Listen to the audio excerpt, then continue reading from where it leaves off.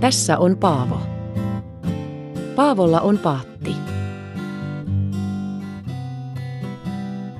Paavo tykkää retkeillä paatillaan.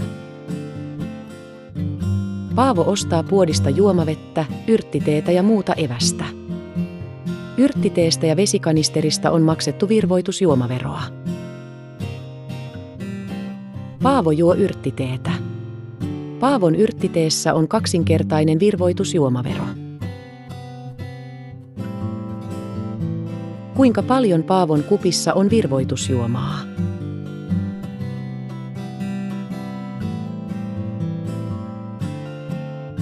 Kylttikeskus.fi.